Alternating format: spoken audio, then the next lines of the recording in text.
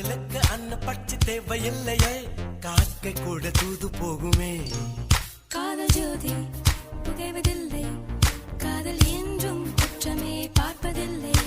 இதில் அற்பமானது எதுவும் இல்லை, இந்த நுட்பம் பொறுக்க புரியவில்லை. வானும் மண்ணு மாறியே போகும் காதல்